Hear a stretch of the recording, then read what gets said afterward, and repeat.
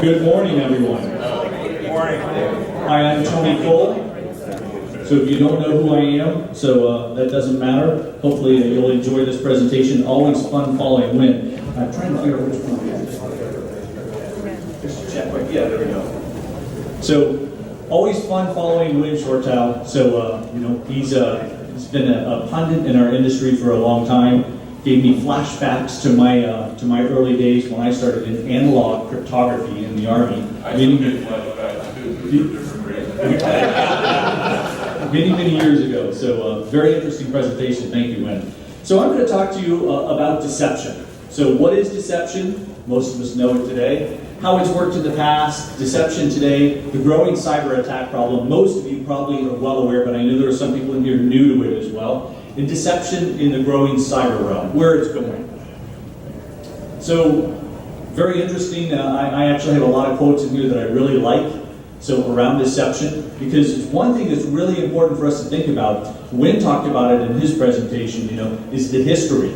The history of what we've done right, what we've done wrong, and how we can learn from that. And that's one of the challenges we have in this industry is we're not learning like we should. Instead, the problem grows. And Wynn just stepped out of the room because I was going to say, he gets angry at the vendors at RSA each year. Black Hat just as bad now as that's picked up with more and more vendors nonstop. So I got to wonder if his, anger is going to increase, equivalent to the level of investments with new cybersecurity companies coming out, doing the same thing over and over and over again. So, oh no, I've tweaked this IPS. It's better than that IPS. So, very interesting. Anyway, we're going to talk about deception, though, and why deception is applicable. How many people turned on the TV today? There's a few in the room. So you were probably deceived at one point. So if you sat for even, 5 minutes of television, right? So a commercial comes on. So my favorite are the drug commercials. Those are awesome, So, you've got this problem with irritable bowel syndrome. So if you take this drug, it's going to solve that problem and you're not going to be running to the bathroom as often. But that fine print ticking by down there in the bottom, moving at lightning speed, tells you also may develop cancer from this, you may get tuberculosis, and all these other things. But deception is a thing that we live with today. So, and I'll talk about some cases in it. But it's literally the art of, convincing somebody that something isn't real. So, and you're trying to sway somebody to actually believe something that never happened. So there's a lot of ways to look at deception, but it is part of our lives on a continuous basis. Unfortunately, it's part of politics as well that we read about every day on every news channel. So some structured uses of deception today. On your top right, cover and concealment is deception. You're trying to pretend you're someplace where you aren't, right? So people do it when they hunt. You're trying to do it with animals. We don't want the animals to know we're there. So we don't put cologne on, we put clothing on or hide in a stand that we've created so that so the animals can't see us. It's in football. It's in many, many sports. When you look at sports today, team sports, we literally are creating a plan to try and trick the team to think we're doing something that we're not. And that's how we can win games. This one is quite famous. It's happened in a lot of different football games where you pretend you're actually going to kick the ball, or kick a field goal. Instead, suddenly you do a pass. So the guy picks it up and throws the ball instead. That's why it's often backup quarterback who's actually the holder. So because you can trick people. False flag operations, that applies to cybersecurity today a lot. Operations you pretend to be somebody else. You're a nation state attacker. Instead, you're actually going to pretend that you're organized crime. So you're planting the blame on somebody else. You're deceiving people. Misinformation, that's been around in deception forever. So many, many countries do that. We look like we're innocent in that space. We're not. We've done a lot of that too. We'll talk about some of these cases in the past. I love some of these quotes, as I stated, oh, what a tangled web we weave when we first practice to deceive. And it's true. When you're telling a lie, what's the biggest mistake most people make when telling a lie? Don't remember it because they make it too complicated. They just dive in deeper and deeper and deeper, right? Keep it simple, stupid. Yes, it's a good thing for deceiving people as well. So first known deceptions.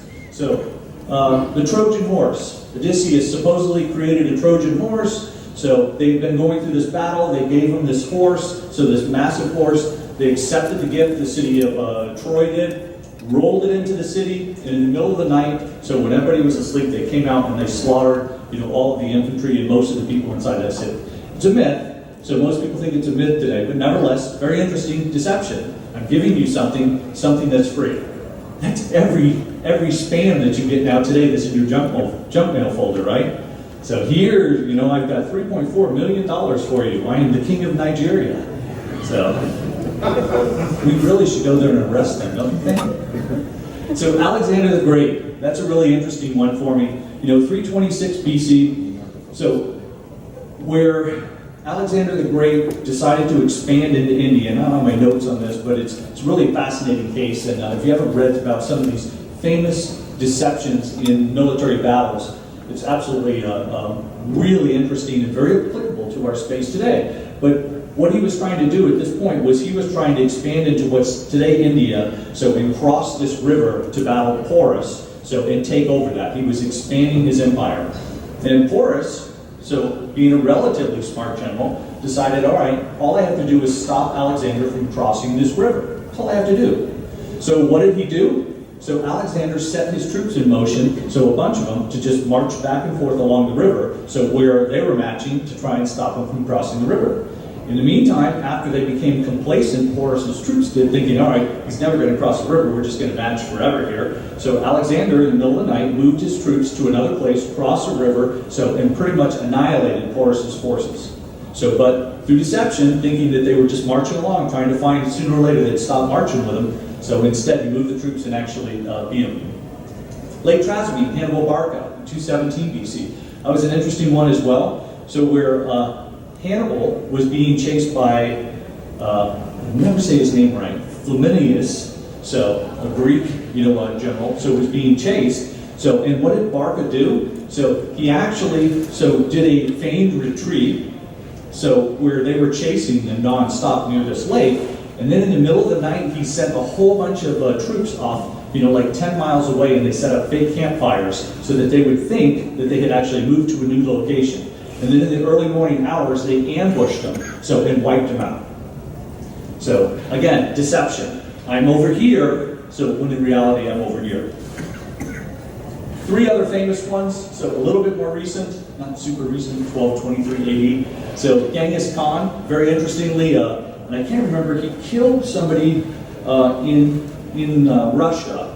That really upset the Russians. Some dignitary, it was a prince, or I can't remember the term, but it was really interesting what Khan did. It was the first feigned retreat that we had seen. Where he pretended he was retreating, they just stayed a little bit ahead of the Russians that were chasing them continuously. And they got to this pillbox area, a very small, narrow valley, and that's where he set up an ambush and actually wiped out most of the Russians. But feigned retreat, they just couldn't quite catch Genghis Khan's troops as they were actually retreating.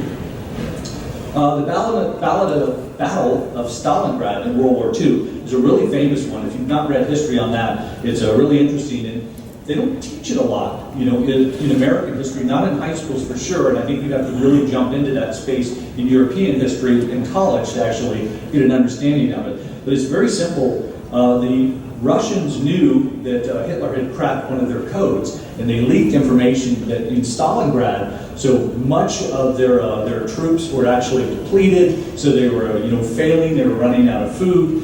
Hitler's ego kind of took over there, and he sent a 1 million-man force to Stalingrad. What he didn't know is the Russians had pretty much emptied the city and actually hidden a very large, strong Russian force inside the city.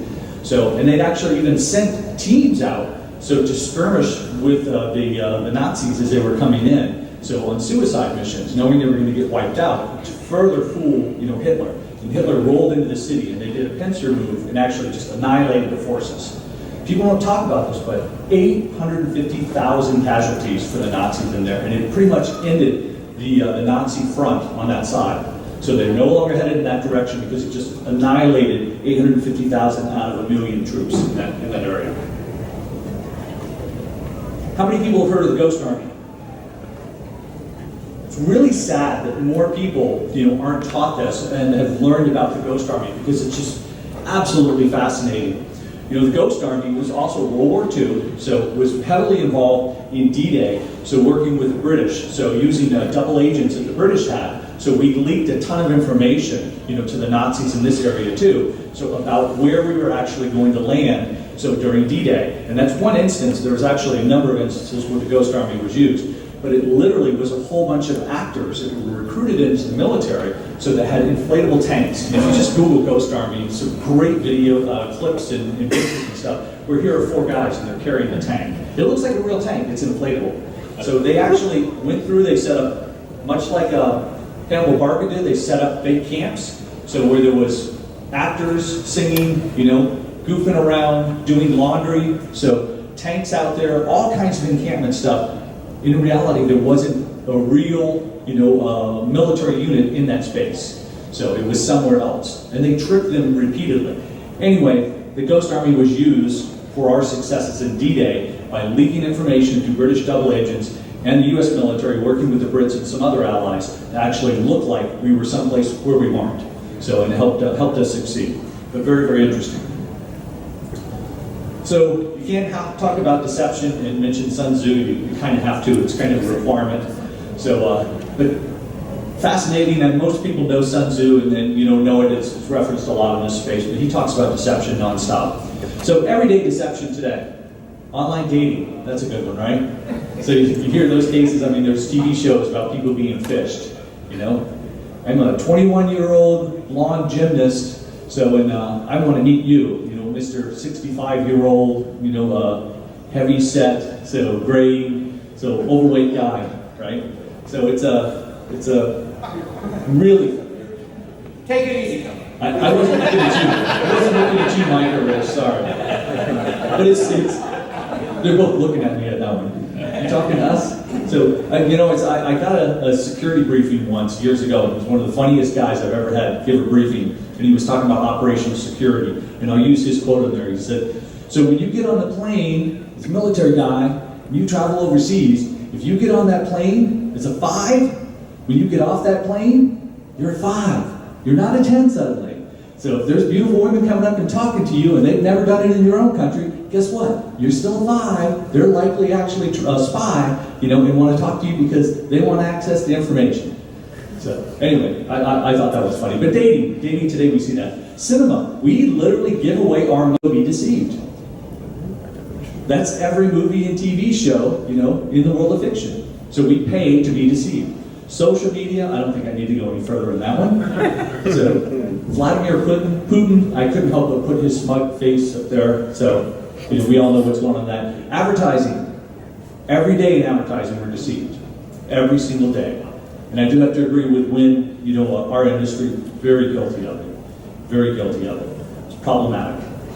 I mentioned NIST 800-53. If you aren't familiar with NIST, National Institute of Standards in Telecommunications, they actually have started to incorporate deception now into NIST standards. So it's in Rep 5, which is in draft and will be out sometime soon. It's supposed to be out last year. It's not done yet. I don't think it's very good, the way deception is crafted in that. The force security controls are focused on it. But nevertheless, it's nice to see that they're starting to focus on that space now. So it's funny, Wynn mentioned the prince. So and I happen to have a quote in my presentation on it as well. So never attempt to win by force what can be won by deception. So and he actually meant that. That's a fascinating book if you've never read it. There's even a little guide that's got just all of his sayings in it. So like a 25-page guide. Very interesting. So the growing cyber attack problem. Wynn was talking about Boolean algebra, and years ago, I've set up alerts. So in my last role, I worked for FireEye, global government CTO. And it was really interesting. I needed to know what was going on for cyber attacks in all these different countries I was visiting. So I just set up simple Boolean algebra Google alerts that would tell me about every breach, out there that was being reported in the news anywhere. And when I first set these up, it was very interesting. I would get these things and I would read them, and I had it done, set up so it was actually whenever it came out, it would, that spider would do the query, and then I would get that email back into my inbox. And after a few years, I had to turn it on and say, okay, don't give me just a daily, summary of all of them. And now I still have a lot more alerts, a lot different things, but I literally have rules in exchange to dump to specific folders because I'm overwhelmed by the amount of alerts. So to that note, if you've never seen it, one of the best sites out there for looking at visually the problem of alerts that we have. So they only started in 2004, like when I've been in this a long time. Not as long as him, but a long time. In 2004, this company started actually looking at and visualizing the data. Actually, they didn't start in 2004, but they took the data back to 2004. It's called Information is Beautiful. Actually, the link is right there. And this is data records stolen, so across the board. And there's a color code for each one that tells you, how it was actually stolen. So whether it was leaked or lost or stolen. But anyway, that's if you can't see the date on the left, that's through 2007 through 2009. Think about my Google alerts at the same time and how this thing was filling up. So 2013, 2015, and there's 2017. So, and they're due for an update because they typically do an update through halfway of the year. So we should have seen one probably right around July once they get done visualizing the data. So, but this is the problem we have. Now I'd like you to think about this. This is a problem we have through 2017. So IoT is a major issue for us in cybersecurity as well. And we see already prevention is failing dramatically. IDC reports this year alone, IoT for enterprise will be a spend of $772 billion around the world. So think about the issues we have is we're sticking sensors on everything that are all IP enabled. And as usual in this space, the challenge we run into is what? First to market wins. I've got new tech, I've got a new application, I want to get it out before somebody else figures it out and actually rolls this thing out. How do I actually do that? Well, I don't worry about security, I just want to get it out there and win. So that's the challenge we have, and that's why this problem is continuing to grow. Now added to 5G, where the boundary completely disappears around the globe and everything's connected. So massive issues. The problem has only just started. So that's why we're looking at new ways to actually address the problem. Hence what Wynn just talked about and what I'm talking about in the deception space. And by the way, he's got a whole chapter on deception in his book as well. So, like I said, my last company was FireEye, the Mandy inside, and I love this one. Their M-Trends report. You should read that every year if you don't. There's M-Trends they do every year. That's a look at their own empirical data. Verizon Data Breach Incident Report. So Poneman Institute with IBM does cost of a data breach. Deloitte has a great report they do every year. KPMG does. These are all great reports if you're in this field that you should be looking at continuously. Because what are these organizations doing? Most of them are looking at their own empirical data from incident response and red teaming and then reporting back on those statistics. So, and if you look at this one, you're starting to see organized crime and nation state meet the same levels of capabilities. There's a number of reasons for that. Lost government tools into the underground. So some organizations revamping. PLA used to do large, noisy attacks in China. Today it's more the Ministry of State Security that's actually doing those attacks. So when you start to see this, we will see a lot of people now move into the underground, or they're moonlighting, or they're just sharing stuff, or they're actually studying and being engaged in the underground with organized crime so they can do more false flag operations. So they're sharing some stuff. So the challenge is, though, so the sophisticated cyber attacks, it's hard to tell sometimes if they're nation state or organized crime at this point. So financial attackers have improved their tactics, techniques, and procedures to the point where they become difficult to detect. There was a great report they did a number of years ago called Fin 4 that was absolutely astounding.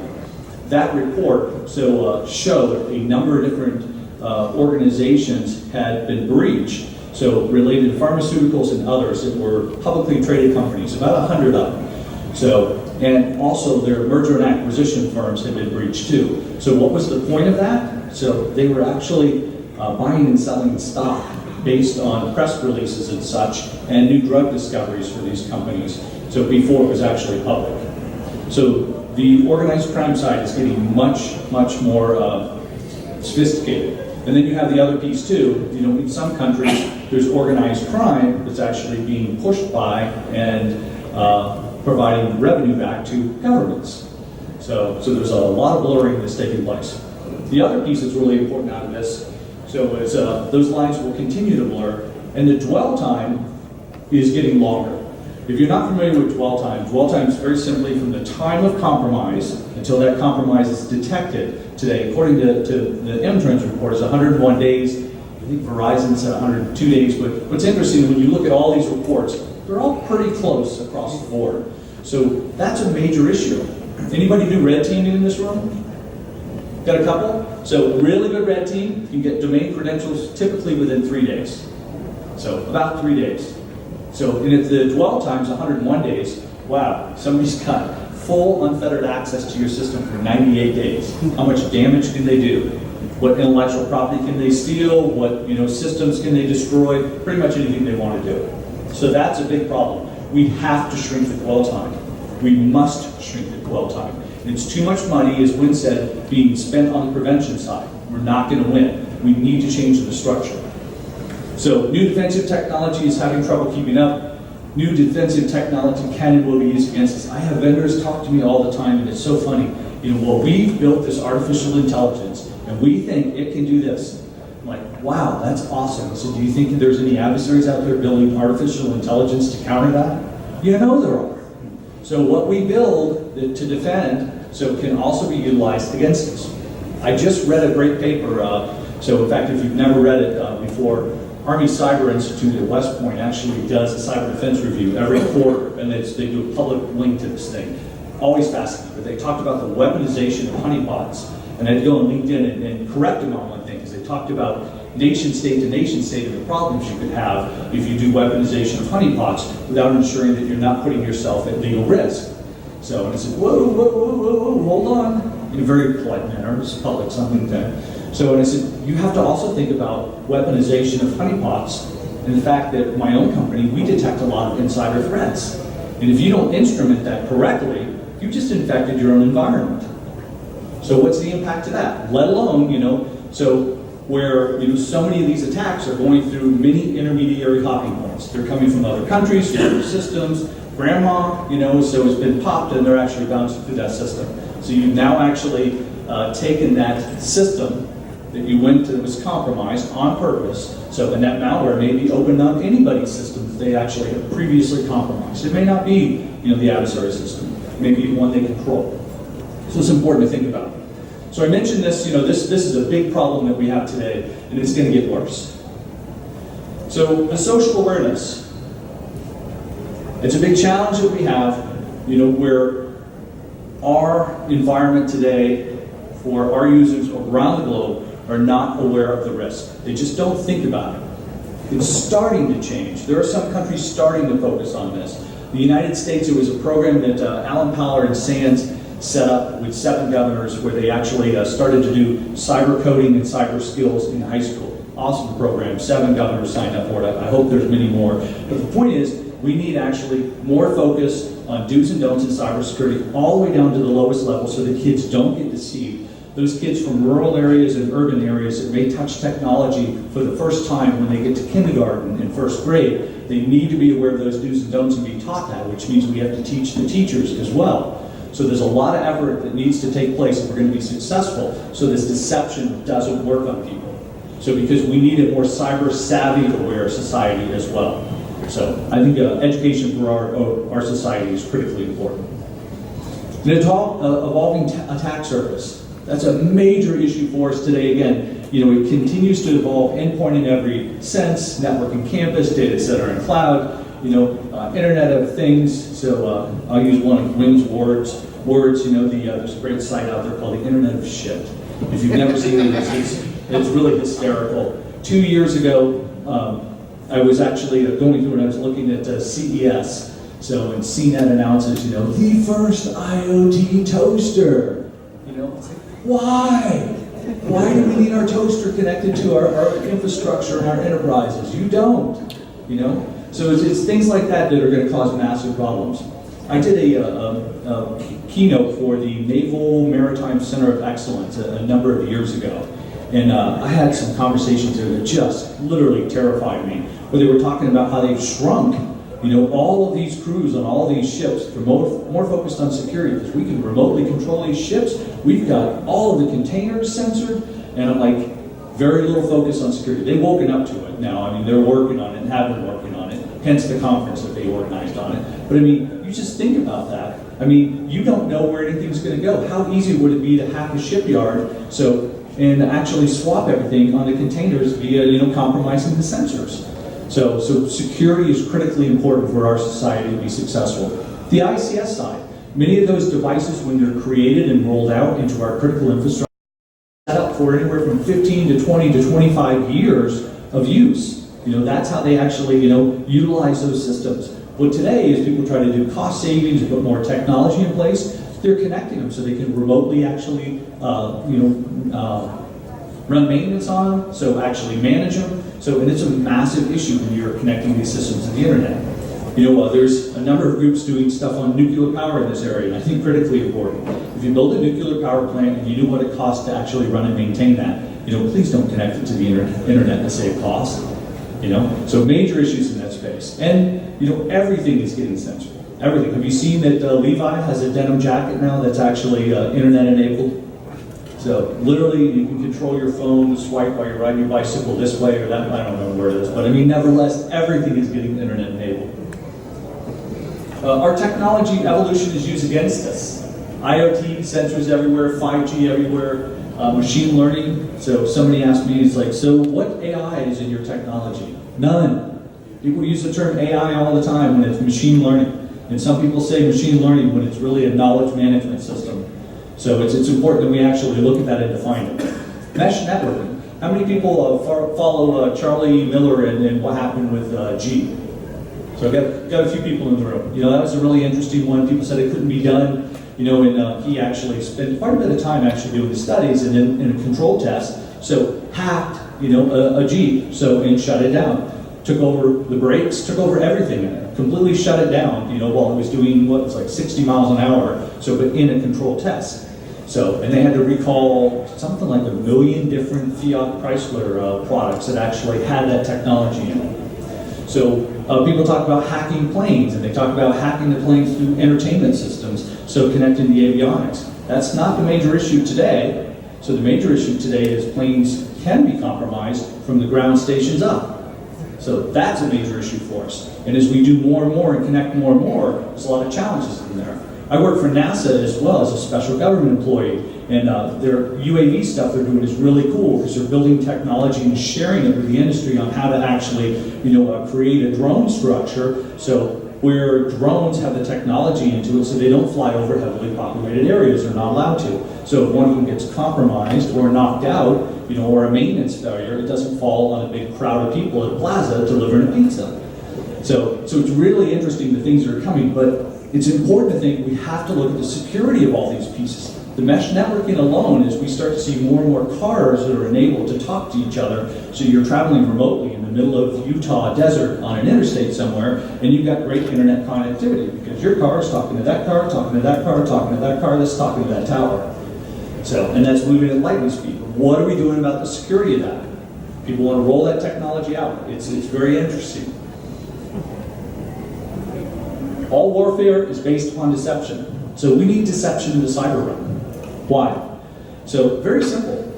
Today, when somebody goes through and actually does a compromise, so they have all the time in the world. It's exactly what Wen talked about. So there is no time-based limit for them. If somebody goes in and they've selected your organization, you have some intellectual property they want to steal. How much time do they need to actually do just their reconnaissance? They have all the time in the world. So they can start on social media, who works there, what are their jobs, what are their roles, where do they travel, what do they do. LinkedIn alone. So I used to do a demo of how to actually do social engineering and spear phishing to do a compromise. And I actually would black out sensitive information for some large multinationals that I would give this class to. And one of the CEOs got really angry at me, and I stopped doing it as I was. But because I would just pull information before I came in there. And I give an example. Pick a big bank and say, all right, I'm going to create and draft a spearfish, to the database team. So, and I want to actually compromise one of those guys.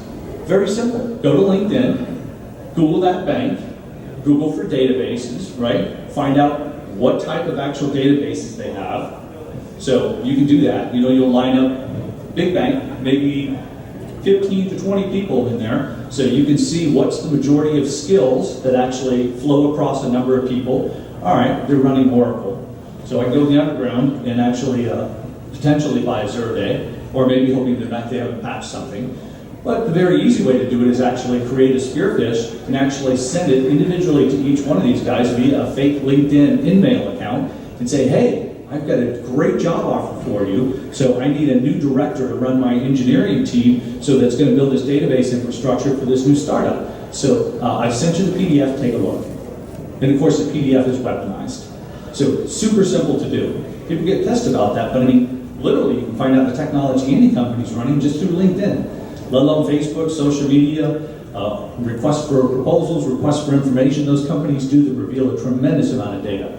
So that's problematic. Anyway, the point is, deception is a point of, it's an active countermeasure, so used to actually overpower the cognitive processes of the adversary to induce errors in your thinking. What do I mean by that? We talked about sports earlier. So how many sports fans in the room? There's a lot, right? When you go to see your favorite football team, soccer team, doesn't matter, pick your sport, whatever team sport. So where is the advantage for your team typically when they're playing? At home, right? Every team has a home field advantage. And yet, in the cyber realm, the one thing that nobody's really done is actually created home field advantage on their enterprise. You own the enterprise. So have fun with it. Play with it. Make the adversary come in there and they're tripping over landmines everywhere. Put deception in place. And that's what we're talking about here. Literally owning your enterprise, so creating that home field advantage. So deception is a method of detection that obscures the attack surface, because you're changing it, disrupts the attackers, they don't know what's real and what isn't, so diverts their attention, decoy systems can misdirect them, and deception credentials and bait lure them in. What do I mean by that? So think about somebody jumps into a system, right? So they actually compromise the system. What's the first thing they're going to do? They're going to see what credentials they can capture off the system. What's cached in memory that I can go scrape? Should a user ever scrape, memory? Never, right? So if they pull down credentials and you've actually structured deception properly, those credentials should take them into decoy systems, a decoy active directory system, so where those credentials line up, and now they're inside your decoys.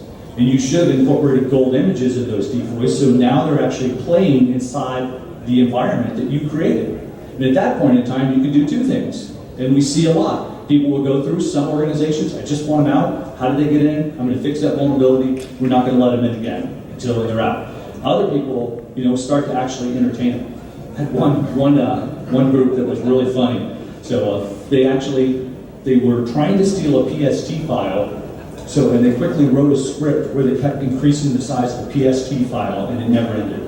So they just literally overwhelmed them and just kept feeding data to them. So as they're collecting intelligence on them, what else are they trying to do? Where are they trying to go? And of course, they're stuck in that environment. So it's like a one-way diode. You're into this deception environment and you can't get back out again. So they think that they're actually getting out again because we're letting them back out, but we're not letting them into the production side at all. It's completely, off the production network.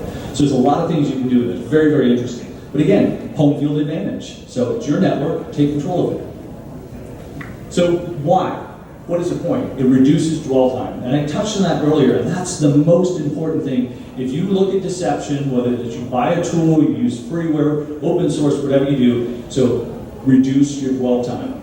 So if you're giving the adversary 100 days inside your system, that's way too long. We have to actually start focusing on detection. How many people in here think that you can actually design and architect a network that can keep out any adversary?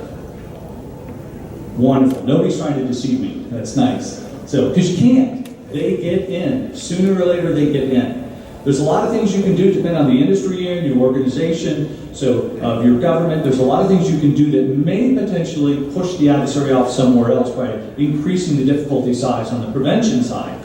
However, if they're specifically focused on your organization, over time they will get in. And that's important that we counter that by detecting them quickly. You can provide actionable information to the IR and SOC team. Suddenly you're gathering counterintelligence on everything the adversary is doing in your environment via those decoy systems. So you're utilizing signatureless based technologies. It's really important. And the previous bullet, I'm going to skip for a second, I'll jump back to, but reduce attrition and SOC analyst fatigue. When I retired in 2002, I was at a number of companies for years, Symantec for many years, McAfee for a number of years, FireEye for a number of years. And I saw all this technology going into customers, and quite frankly, a lot of those companies are trying to do their best they can, for their customers. But most of that technology is not being successful today. So it's one of the things that led me here. And I'll tell you, part of the challenge we have today started long ago, right around the year 2000, when we all started talking about best of breed. So don't buy everything from this company. So instead, buy from this company, this company, this company, and this company. When I was at the Pentagon, we bought a new system, and we literally could not fit another monitor in. It's when I started exploring, SIM technology way back when. So because we couldn't fit another monitor in. So it's really interesting today. That has led to the challenge for analyst fatigue. So many of those reports I talked about 15% on average of the alerts are what's actually investigated. 15%. So much of them are false positives, but the analysts are just like overwhelmed on a daily basis. So my son is an analyst, and he quit 2 different jobs because terrible structure, and they just were trying literally to work him to death. So he's a much better place today. But anyway, it's funny, when I would go in and I would do an analysis of a SOC and provide guidance back to different companies and organizations, one of the first things I looked at was the attrition rate for their SOC analyst. So you could start to see some of the problems, typically right there. Sometimes it's HR problems, but more often than not, it was overwhelmingly bad design in the architecture where they were just getting hammered with alerts on a continuous basis. So my point is, deception provides high fidelity alerts. Why? You hear that from every vendor, but why? Look at deception. If you put it into your environment, it's out of band, and no one in the environment knows about it, and no one's supposed to touch it, and you white label all your scanning software, so looking for vulnerabilities, you should never get an alert from it. When you do get an alert from it, it's big trouble. Somebody's in your environment, or you have a malicious insider in your environment, or somebody's violating your policies and actually poking around the network, maybe no malicious intent, just not very bright, and you may want to take action on that. So again, high fidelity alerts, critically important as well. So, very interesting that some of the deception today can help you really visualize the attacker methodology, what they're doing in the environment, where they're going to, so you can actually do credential mapping across an environment if implemented properly. So what orphan credentials are out there? If this system is popped, somebody can go from here to here to here to here to here to compromise the system. So it's very interesting what you can build in this. Provides relevant information for incident response and hunt teams. So it's got to integrate well with your existing processes. Nobody wants any. We're going to put this system in, we're going to do away with these 12 systems over here. So the ones you're already relying on, you've got to feed that data into those systems so that people can actually not have to go through and change all their current processes. So, and I'll drop off from that point. So here's the big difference here. Today, the attackers go through, they do their reconnaissance, so they think they can have unlimited attempts to break in, they'll move low and slow to try and actually not get detected by your prevention software. So once they're in, they steal the credentials, they move laterally. And the lateral point is where we have massive gaps today in our detection structure today inside an environment. It's where most companies have all these problems that lead to the 100 days of dwell time. That's the big gap that deception helps tremendously. Because deception in general is not going to actually increase your prevention. Instead, it's actually going to detect it quickly once they're in. But the attacker assumes all the information found is real. Deceptive data is not expected. I have a lot of companies we work with that actually roll it out in complete secrecy. One that actually, walked out 22 people over 6 weeks.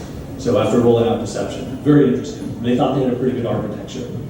So deception value, like I said, equals the post-compromise visibility, where you start to see, that lateral movement finding inside your network.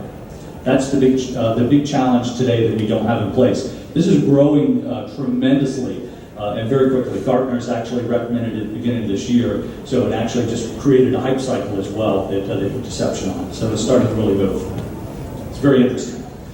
Here's just a layout of what deception does for closing that detection deficit, because that's the big challenge that we have, where that gap is. The lateral movement, credential theft-based attacks, ransomware, the evolving attack surface.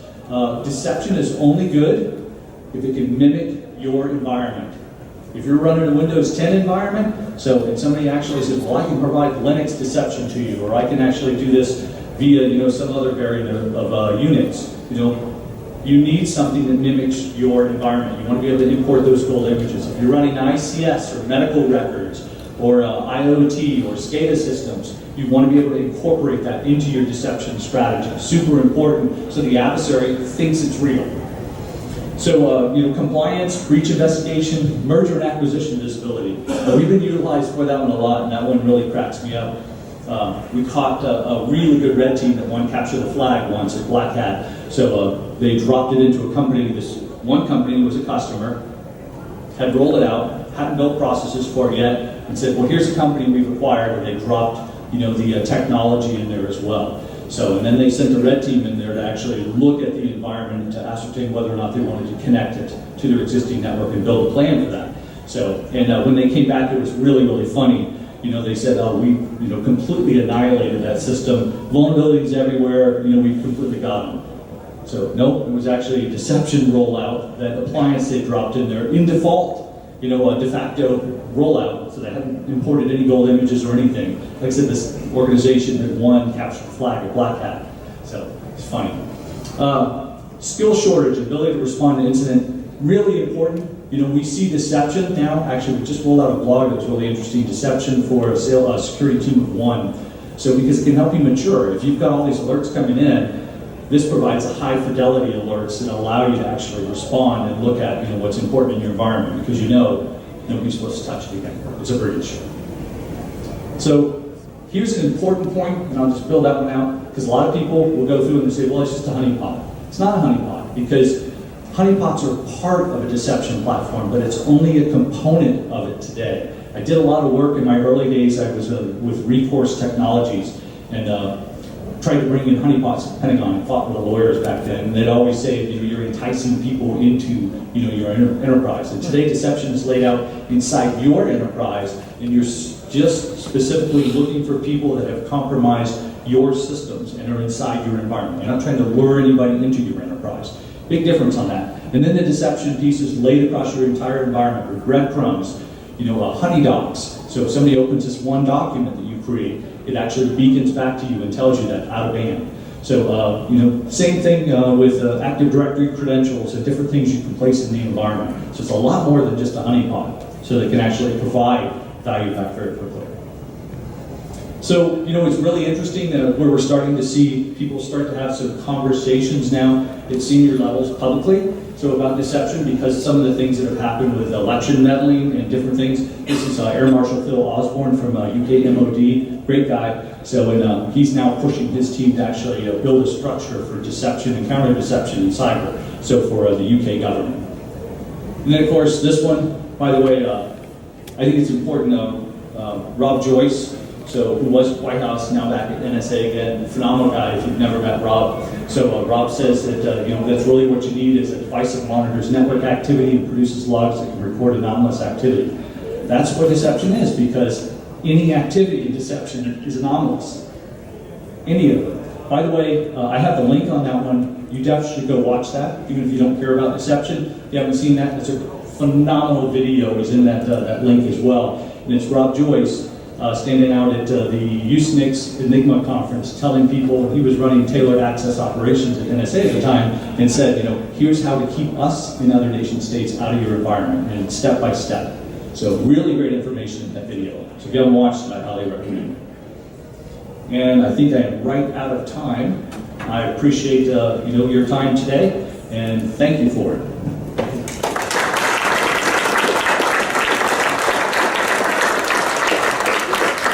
Do I have time for a couple questions? 2 questions. 2 questions. 2 questions, if anybody has questions.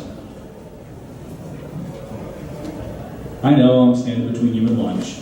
Yes, ma'am. So when you're saying about LinkedIn and basically some of the information that you can gather very fast, would you think the first vulnerability that right now is every security job being posted at companies outside the company? Is every security job what? That are posted from the company website already kind of a point of entry and showing I'm still having trouble hearing you. Okay, so my question is basically, wouldn't you think that the weakness in some companies right now have their cybersecurity jobs posted and already advertising the skill set that they need? They're basically telling people, we don't have that. I mean, yeah, it's a great question. great comment. It is, but on the other side of that, it's very difficult in this day and age to actually talk about what you need without, posting it out there to get the right people to apply. And that's a challenge that we have in the free and open society. Today, if you look at other countries, they're not very public about it. You don't see RFIs come rolling out from Ministry of State Security in China, from the former KGB, in Russia. They don't roll out that information, and we do in a free and open society. So it's going to be, a balance that we'll walk for a long period of time because it is an issue, but it's one I think we need to do for the society we live in. Yes, sir, you had a question? Just more of a, it's hard to formulate, but yeah, small security team. And you're trying to establish basic foundations as it is, and trying to argue for case for deception. I would struggle with trying to present that to high-level leadership because the response is going to be, that's way too advanced for us, we need to focus on the basics. But there seems to be a case for bringing in deceptions for that high fidelity alert. Because, when you're walking into an environment that hasn't been secured down and hasn't been locked down, you're getting in flooded with stuff, and it's hard to figure out where to start first.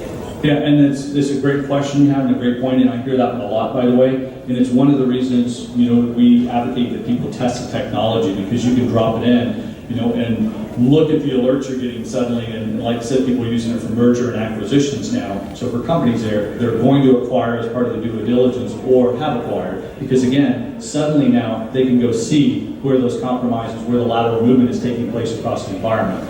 So you can make those gold images alluring as you wish, so that's what's really interesting. In its default configuration, you could roll it out with just the types of images that you need, and it can provide great value to a small team because those alerts are high fidelity. So where you were getting overwhelmed, you've got so much stuff to do, so many things coming in, and when you have this in place, suddenly, I've got to respond to this. This is in the engineering or the finance department, and clearly somebody has actually breached one of the deceptive solutions. No one should touch it, even in its default consideration, and maybe in that default manner, somebody might figure out it's deceptive, but you don't care. Why? Why do you care if they figured it out? Because it's alerted. They're in there now, and now you can actually go track and shut them down. So we do see both. We see people talk about that challenge that I'm not far enough down the path yet. On the other side of that, I will also point out for those people that have their systems really locked down, so just go out and sit down in a search engine and figure out how many companies are actually PCI compliant, so FISMA compliant, Federal Information Security Management Act, federal space, completely compliant with all the requirements and patched, and still compromised. So again, we're trying to come at it from another perspective, and I was trying diligently not to make this a sales pitch, and hopefully it came off that way. So just wanted you to understand deception. You didn't mention the company name, so. It's on the screen now. Wow. Now It's in small print at T-Bone Network, so I should have started that out. So. No worries. Yes, sir. One more question, and then we have to close. So in the Maslow hierarchy of needs of the maturity of information security, where do you see the deception in conjunction with other things like hashing and default credentials? Yeah, it's a great question, and I know we're out of time, but I will tell you, all of it is critically important. You certainly should patch. I will tell you, I jump up on chairs, I get on my soapbox when people talk about, well, we haven't done cyber hygiene yet. And I'm like, we've been talking about it for over 20 years. Why haven't you done it? And my government hat, it's really funny. I had the CIO there say, well, tell me, Tony, how am I going to patch this drone, or this satellite that we launched 20 years ago? So, and instead, and great point, so some cyber hygiene can't be done, so when you have to implement security controls around it, but cyber hygiene, absolutely critically important. But again, I think it has to be a marriage of the two, of new concepts and new ways to actually enable detection, because if we're not doing detection, clearly every report out there that shows how long the dwell time is, we're losing, and we are losing. So, thank you for your time today, appreciate it.